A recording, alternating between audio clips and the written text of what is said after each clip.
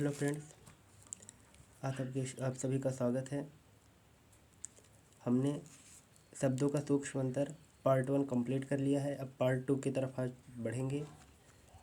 Part 1 में हमने 10 प्रश्नों को किया, पार्ट 2 में भी हम 10 प्रश्नों को करेंगे। इसी तरह हम 50 प्रश्नों तक करेंगे। चलिए चलते हैं अपने प्रश्नों पर। हमारा पहला प्रश्न है जलद और जलद। इसमें हमको अंतर बताना है, इसका अंतर देखना है। तो जलद और जलद ये दो शब्द ऐसे हैं, इनको हम नेक्स्ट पेज पर समझेंगे। ये हो गया जल और इधर भी लिखा रहता है जल। इसमें लग जाता है धी, इसमें लगता है ज। जल में से होता है पानी और ज मतलब होता है रहना या उत्पन्न होना। और धी मतलब होता है स्वामी। और हम पहले प्रश्न में था जलद। द मतलब होता है देने वाला, यानी जलद का मतलब होता है जल को देने वाला। जलज का मतलब होता है जल में रहने वाला, जो जल में उत्पन्न हुआ हो। और जलद का मतलब होता है जल का स्वामी। तो जल का स्वामी कौन होता है? समुद्र।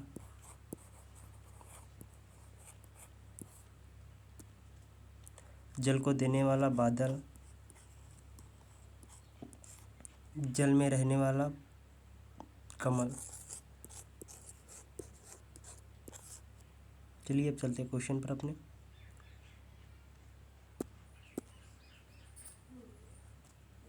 जलद जल को देने वाला बादल और जल का स्वामी समुद्र। हमारा घ ऑप्शन सही होगा।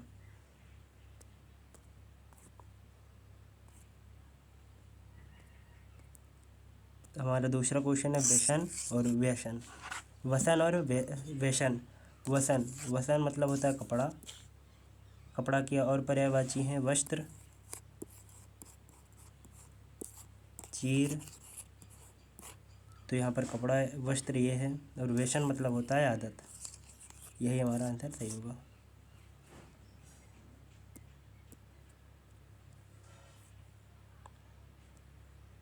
नेक्स्ट क्वेश्चन है हमारा सर और सर। सर इसका मतलब होता है सरोवर, तालाब,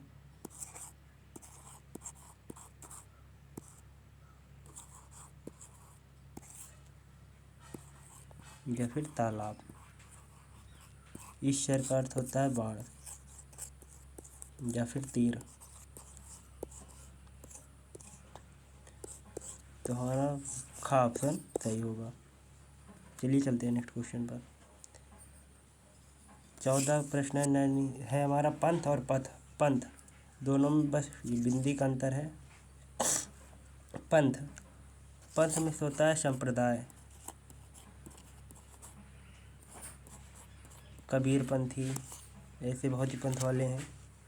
तो पंथ का अर्थ होगा संप्रदाय और पथ का अर्थ होगा रास्ता, मार्ग। हमारा खा ऑप्शन सही होगा। चलिए चलते हैं नेक्स्ट क्वेश्चन पर।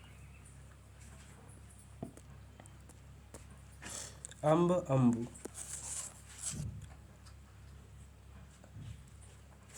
अम्ब पर्यायवाची होता है माता का। माता की और पर्यायवाची हैं, उनको भी हम देखते हैं। माता,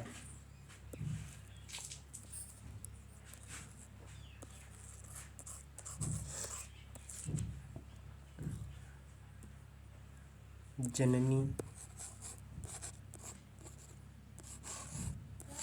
अम्बा, अम्ब,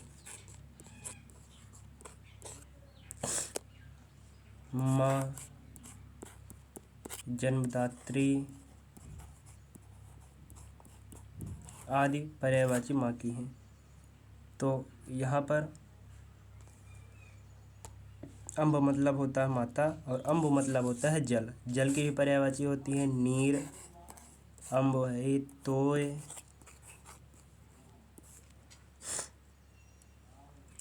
तो इसका खा ऑप्शन सही होगा।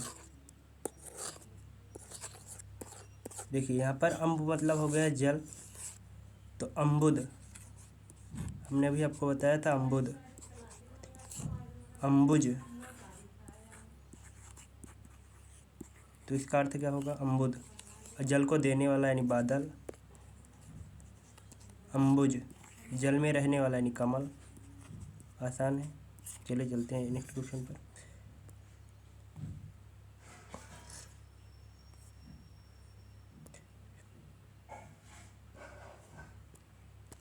हमारा नेक्स्ट क्वेश्चन है तरंग और तुरंग।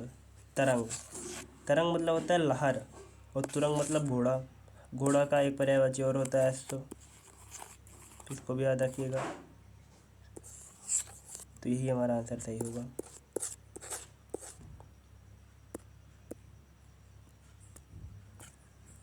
और हमारा नेक्स्ट क्वेश्चन है आभरण और आमर। आभरण, आभरण मतलब होता है आभूषण।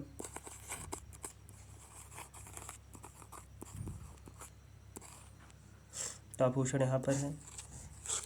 आमर, आमर मतलब होता है मृत्यु तक। जैसे आजन्म, जन्म तक, या फिर जन्म से, जन्म से। इसी तरह आमर मतलब मृत्यु तक। तुम्हारा घ ऑप्शन सही होगा। दूसरा क्वेश्चन, नेक्स्ट क्वेश्चन है हमारा दुर्लभ अप्राप्य। दुर्लभ मतलब जिसका मिलना कठिन हो, जिसका मिलना कठिन हो इसे कहते हैं दुर्लभ। अप्राप्य जो बिल्कुल न मिले, जिसका मिलना असंभव उसे अप्राप्त कहते हैं। जिसका मिलना असंभव हो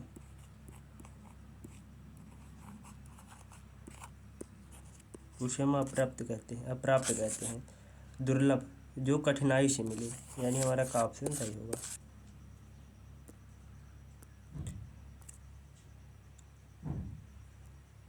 इस प्रश्न को हमने पहले कर लिया था। अम्बुद यानी अम्ब मतलब होता है जल, और दा मतलब होगा जल को देने वाला।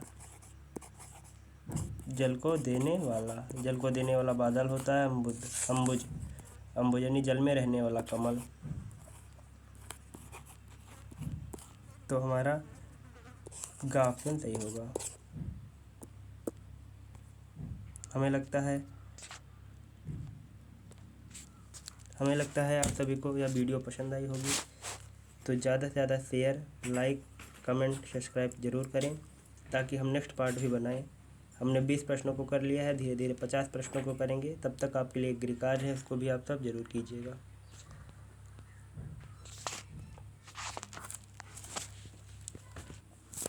आपका गृह कार्य रहेगा